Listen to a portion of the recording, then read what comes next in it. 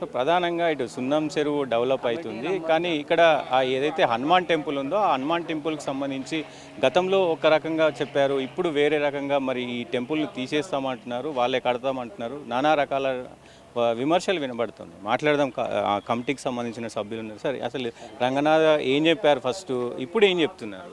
Sir first Ranganath గారు ఏమన్నారంటే, సరే టెంపుల్, నేను కూడా ఒక భక్తున్నే, ఆంజనేయ స్వామి భక్తున్నే, టెంపుల్ వదిలేద్దాం, ఎంత ఉందో టెంపుల్కి అంత వదిలేస్తాం, మేము టెంపుల్ విషయంలో రాము, మీ కన్స్ట్రక్షన్ మీరు చేసుకోండి, మా వర్క్ అయిపోయిన తర్వాత మీరు ఏమైనా చేసుకోండి, టెంపుల్ జోలికి రామని చెప్పి మాకు ఇంత జాగిచ్చారు సార్. సరే మేము అందులో కూడా కాంప్రమైజ్ అయినాం, ఎందుకంటే సరే దేవుని గురించి ఆయన మంచి వ్యక్తిగా ఒక చేసిండు, ఆయన మాకు జాగిచ్చిండు, సరేలే అని చెప్పి మేము కూడా కాంప్రమైజ్ అయినాం, అదే కంటిన్యూ అయిపోయింది.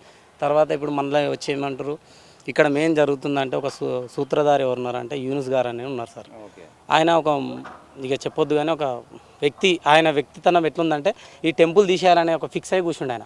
ప్రతిసారి మాకు ఆయనతో ఆర్గ్యుమెంట్ జరుగుతూనే ఉంది సార్. అయితే నిన్న స్టేట్మెంట్లు ఏమని ఇచ్చిండు, కమిటీ వాళ్ళతో మాట్లాడినాం, టెంపుల్ తొలగించడానికి మాకు అనుమతి ఇచ్చారని చెప్పారు.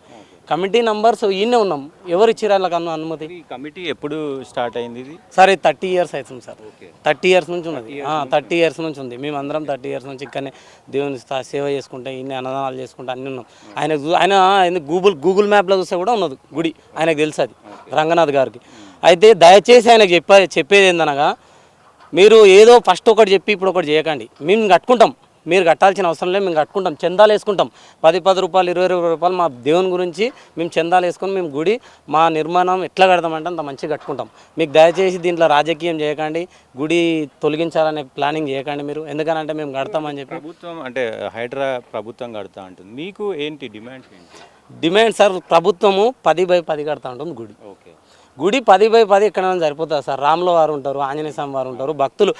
ఆంజనేయ స్వామికి కొంత 100 మంది భక్తులు ఉన్నారు సార్, 1000 మంది ఉన్నారు, 100 లక్షల కోట్ల మంది ఉన్నారు ఆయనకు భక్తులు. అట్లాంటిది మీరు 10/10 కడితే మీకు ఎక్కడ సరిపోతుంది? సరే మాకు ఒక 10/10 కాదు, ఇంత కడుతున్నాం, మాకు ప్లానింగ్ ఇవ్వండి, మేము ఇట్లా కడతాం, గుడి ఇట్లా నిర్మాణం చేస్తాం, అట్లాంటిది ఏం లేదు. వాళ్ళు ఒక 4 పిల్లలు కడతారంట, అక్కడ వచ్చి మాకు చెప్పకుండా ఏదో కొలుచుకొని వెళ్ళారంట, మా వేరే వాళ్ళ భక్తులు చెప్పారు ఇట్లా కొలుచుకుంటారు వెళ్ళి. 11/11 కడితే గుడి సార్, అది ఇల్లా సార్? ఒక రూమ్ కడుతురా సార్ వాళ్ళు? గుడి కడితే గుడి నిర్మాణంగానే కట్టమండి, ఇట్లా ఏదో రాజకీయంగా చేయాలి, మేము ఇట్లా చేసేయాలి వదిలేయాలని చెప్పకండి. ఎందుకంటే మీరు చేస్తా అంటారు, చేసే పని కరెక్ట్ చేయాలి, ఎందుకంటే అది కట్టిన తర్వాత కూడా మీ ఆర్డర్ తీసుకొని రావాల్సి వస్తుంది లోపలికి. మేము అట్లాంటి స్పెషల్గా ఏమైనా చెప్పారా, అంటే ప్రభుత్వమే కడుతుంది లేకపోతే హైడ్రా కట్టిస్తుంది? లేదు సార్, చెప్పాలి. ఆల్రెడీ రంగనాథ్ గారు కూడా చెప్పారు సార్, మీరు గుడి కట్టుకోవాలంటే మీరే కట్టుకోవాలి, మా దగ్గర ఫండ్స్ లేవు, మేము కట్టమని చెప్పారు. ఫస్ట్ బయట ఈ స్పెక్యులేషన్స్ ఎందుకు వస్తున్నాయి?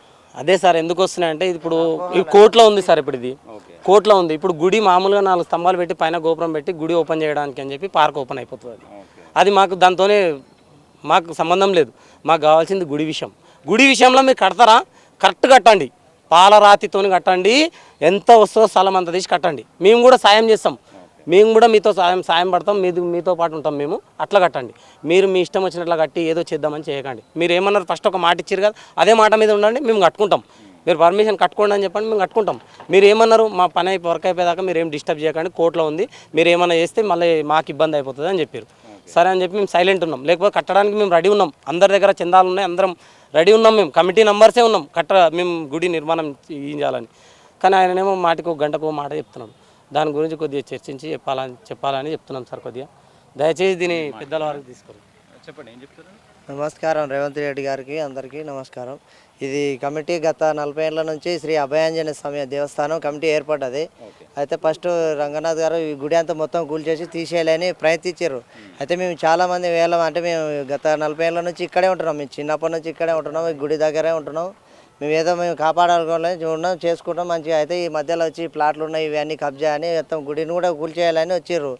అయితే చాలామంది మేము వచ్చి కొంతమంది 1000 మంది వచ్చి ఆపుకున్నాం, గుడిని రక్షించుకోవాలని మేము ప్రయత్నించినప్పుడు వాళ్ళు ఏం చెప్పారంటే మొత్తం కాంప్రమైజ్ ఏమైనా మీకు ఎట్లా కావాలంటే మీ గుడి అయితే ముట్టుకొని టచ్ చేయమని చెప్పారు.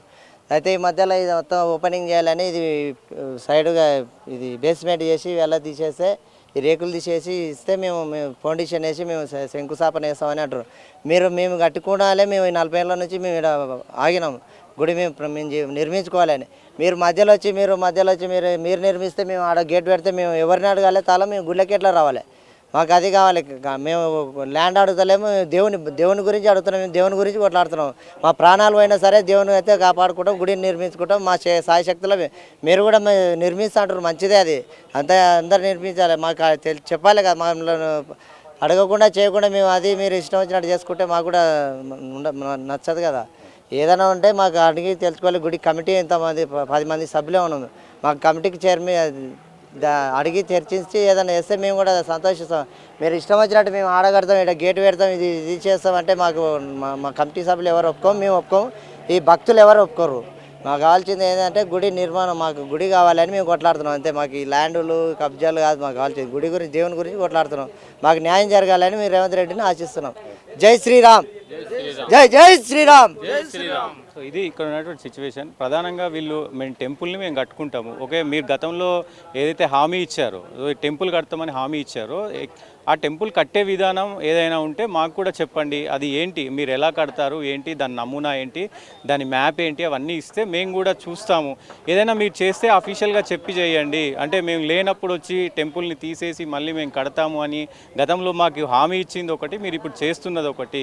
సో తద్వారా ఇటు ప్రభుత్వం కూడా కట్టుకుంటే, సో వీళ్ళు దాదాపు 30 సంవత్సరాల నుంచి కూడా మరి కమిటీ సభ్యులు ఈ ఆలయానికి సంబంధించినటువంటి వాళ్ళందరూ కూడా ఉన్నారు. ఇప్పుడు మేము ప్రభుత్వం ఆధీనంలోకి వెళ్ళిపోతాము. ఏదైనా టెంపుల్కి ఏదైనా చేయాలంటే ప్రతిదీ మేము ప్రభుత్వాన్ని అడుక్కోవాలి. ఖచ్చితంగా ఇది కొంచెం ఇబ్బంది కలిగే అవకాశం ఉంటుంది అంటూ కూడా మరి కమిటీ సభ్యులు అయితే ఆరోపిస్తున్న పరిస్థితి కనబడుతోంది. చూద్దాం ఏం జరగబోతుంది. ఆ రంగనాథ్ గారు అలాగే ప్రభుత్వం ఏం చేయబోతుంది అనేది కూడా చూడాల్సిన అవసరం ఉంది.